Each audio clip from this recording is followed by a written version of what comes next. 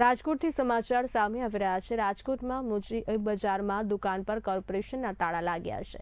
વેરા વસૂલાત શાખાએ અનેક દુકાનોને સીલ કરી છે। સીલ થવાથી વેપારીઓમાં આક્રોશ ફેલાઈ ગયો છે।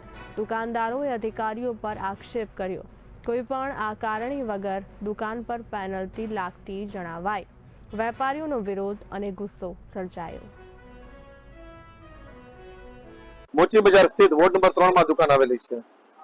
નગરપાલિકાએ અહીં 3 દુકાન અને આગળમાં બીજી આશરે 6-7 દુકાનોને સીલ કરી છે, કોઈ પણ જાતની માહિતી વગર, જાણ વગર।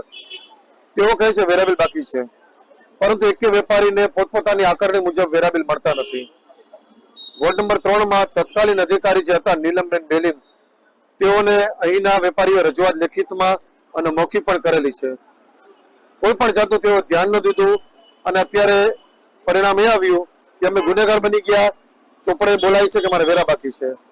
અમે વેપારીઓ વ્યવહારિક જે વેરો બાકી હોય તે વ્યવહારિકતાથી ભરવા તૈયાર છીએ, પરંતુ મન પડ્યું વ્યાજ, મન પડી પેનલ્ટી તે અમે શા માટે કરીએ, જ્યારે કે અમે રજૂઆત કરેલી છે। મીડિયાના માધ્યમથી અમે એટલો જ ન્યાય માગીએ છીએ કે આજે અમારી આ રોજીરોટી છીનવાય નહીં। અમને ખાલી વ્યવહારિક અમારો જે ફિગર છે દુકાન વાઇઝ બાયફર્ગેટ થઈ અને જાણ કરવામાં આવે।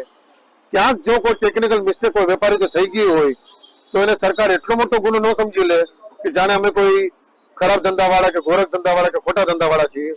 આજે અમે લોકો બધા વ્યવહારિક ધંધાવાળા સભ્ય વેપારીઓ છીએ।